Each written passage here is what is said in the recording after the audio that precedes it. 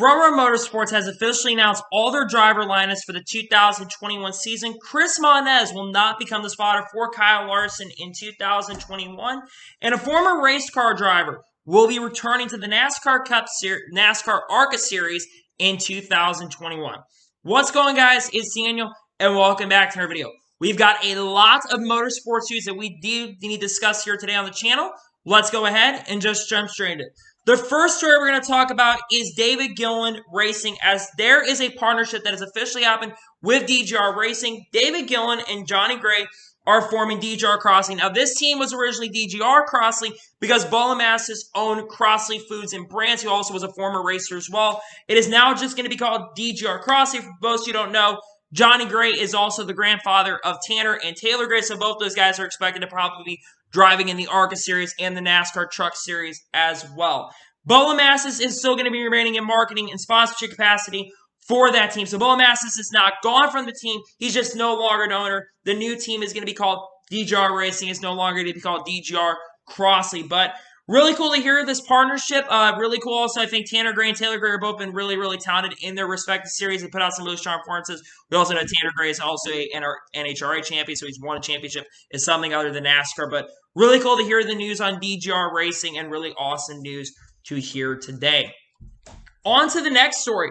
Rich Bickle, who hasn't raced for quite some time and who has not raced in the ARCA Series since 1996, is going to be driving for Empire Racing Group in the ARCA Menard Series opener at Daytona. Things that are shocking to hear. Really cool to see that Rich Bickle is going to be coming out of retirement from NASCAR to be racing in the ARCA Series. Like I said, the last time that Rich Bickle raced in ARCA was 1996, and it's really awesome to hear the news that Rich Bickle is going to be running at least one start. I don't know how many races he's going to run. At least we know he's going to run the season opener at Daytona. Again, we've seen over the last couple of years a lot of people coming out of retirement and racing. People like James Buescher, Trevor Bayne, drivers coming out of retirement. It's really cool to hear the news that Rich Bickle is actually going to be racing in the ARCA Menard season opener at Daytona and ARCA. At least he'll have some of the competition in ARCA, and at least will help the field grow for the Daytona race at ARCA, especially since, the Empire Race Group generally has one or two cars in their races. I don't know if Sean Corr is going to be racing with them this year or not, but it's really cool regardless to hear the news about Rich Bickle going to be racing in the ARCA Menard season opener at Daytona. On to the next story. It is very possible that we may have been leaked the 2021 Allied paint scheme, as you guys are currently seeing on the screen.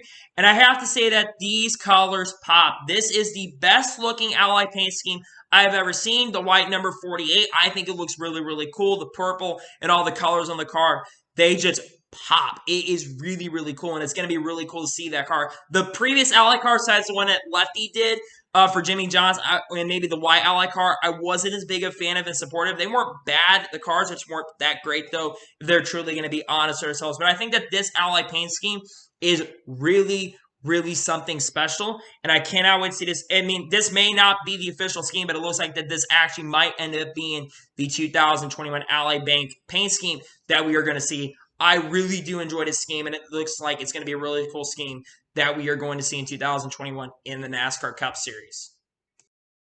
And now we're getting on to the next story of today's episode, as Chris Monez, who originally was going to be the spotter for Kyle Larson in 2021, that was announced on January 1st.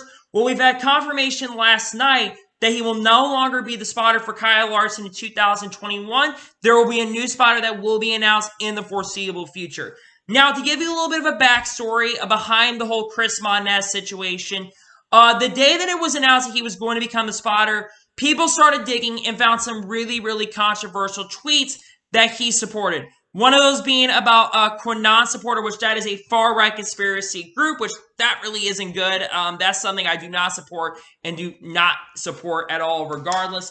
He also found out that he liked the tweet that Trump tweeted out against Bubba Wallace, saying that Bubba Wallace apologized when Bubba was not even in the garage, and he was told by NASCAR, so NASCAR's at fault for the situation, not Bubba Wallace, and he basically tried to call Bubba Wallace out when clearly Bubba Wallace did nothing wrong, and that's ultimately one of the reasons he got fired. He also made a tweet about being anti-mask, which, again, that could get you fired with all the regulations and all the policies in NASCAR. So I think one of the reasons why Chris Monez did end up getting fired, to be perfectly honest, was because of everything we saw on Twitter. Again, you need to be careful on what you tweet out regardless. Again, I don't care what side you are on Full disclosure, by the way, just want to make that very, very clear, and I think that people do need to find something else to do. But regardless, I think that cancel culture was, in fact, one of the big reasons why Chris Monez did end up losing his job. But I think that, again, I think they also saw the PR team and Hendrick Motorsports also saw that, he's working with Kyle Larson, who Kyle Larson's trying to rebuild his own image. I don't know if Kyle Larson had a play in it, and if Kyle Larson had a play in making sure Chris Monez wasn't injured because he's trying to rebuild his reputation. Fair play to Kyle Larson. I get what Kyle Larson, and I think it makes a little sense. I do hope, though, that Chris Monez is able to find a job somewhere else where he can end up working in 2021, maybe in like some sort of capacity in motorsports, because I hope that this doesn't really end his career in NASCAR. But if it is what it is. Maybe Brett Griffin comes out of retirement and spots for Kyle Larson is very possible. I mean, Earl Barham is going over to IndyCar, so that's where they had to get a new spotter. But I think it makes sense, but it sucks here the news on Chris Monez. Hopefully, he can find somewhere else to go and work in NASCAR. Now we're on the first of two major stories in today's episode. We're going to talk about the St. Pete GP. So, the St. Petersburg Grand Prix is going to be moving from March 7th to April 25th. That means that Barber is going to end up becoming the season opener for the 2021 IndyCar Series season. One of the big reasons is to allow more fans at the track. But I also think there's another major reason why this is happening. Rumors started circulating about a day or two ago that they were looking at moving the St. Petersburg Grand Prix to either the 18th of April and still keeping it as the first race of the year, or moving it back to April 25th and making it the second race of the year. And the big reason this is the case is because of the Long Beach GP moving back to the final race of the year, I think in late September, early October, if I'm not mistaken. And because of this, they've decided that they're going to move the St. Pete Grand Prix back. Of course, out the Indy 500 high because of all the gaps that were going to be there. Because originally the gap was, it was going to be March 7th for the St. Pete GP. And then you're going to have like a month gap to like April 11th or something for the Barber Motorsports Park GP, the Barber GP. And then you're going to have the Texas race on May 1st and 2nd. And then you're going to have the Indy 500 weekend. And that just really doesn't help the hype overall for the Indianapolis 500. So to me, I think it makes a lot of sense and a lot of logical sense for them to go right ahead and move the St. Pete GP back to April 25th. This isn't because of COVID-19, because if it was for COVID-19, they wouldn't have had fans last time. So it wasn't because of COVID-19, because Florida is one of the most wide open states, and Ron DeSantis isn't going to be against them having races. We all know this. They moved it back, though, because of the fact so that there was not as big of a gap and it can help the hype for the Indianapolis 500. I think that this is a really good decision. Most of the drivers in the paddock and many people do agree this is not all doom and gloom. I think this is a really good move overall. And Barber does put on some really good races anyway, so I don't have a huge issue with this race happening. And I think this is overall a really good move. I wish that the race was still originally the first race, though, but I do think that they overall made a really good decision doing this. So yeah, the St. Pete GP is moving back to the second race of the year, and Barber will open up the season in 2021. And now we're going to get into all of the major Front Row Motorsports announcements for 2021. The first one we'll get right out of the way is Todd Gilliland is going to be returning to the 38 car in the NASCAR Truck Series in 2021, and Chris Lawson is going to be the crew chief. The Front Row Motorsports truck team was really strong last year and surprised me in a lot of ways. I did not think that Todd Gilliland was even going to have remotely a chance to make the playoffs with the Front Row Motorsports team. Yes, they did have DGR Crossley backing at the time, but I did not think that Todd Gilliland was really going to have a shot in 2020 and make the playoffs. But that team was super competitive at times. They were contending for wins multiple times of the year, and they actually ended up making the playoffs. Of course, they got eliminated in the first round, around of 10. But for this team who just started up in 2020, for them to make the playoffs in their first year, that was really impressive. Todd Gilliland really impressed me. He didn't do quite a bit at KBM, though he did have some really strong performances with Kyle Busch Motorsports at times. They actually ended up winning a race where he went over to Front Row Motorsports. There was a possibility that Todd Gilliland was going to go up to the Cup Series and drive them, but I didn't think he was prepared and ready. I think overall it's a really smart decision to bring Todd Gilliland back. I ultimately think Todd Gilliland's goal, he needs to try to go out there and win this year. I think if he can do that, I think it's going to be really impressive to see what he can overall do with this team. Again, his goal is to win one or two races and try to make the round of 8 in the NASCAR Truck Series Plus. I think that'd be a really good goal overall for that team, and I'm really wondering to see when they are going to do this, because I think it's really cool that they're going to have Todd Gilliland come back, and it's going to be really great to see him return to the NASCAR Truck Series in 2021 for that team.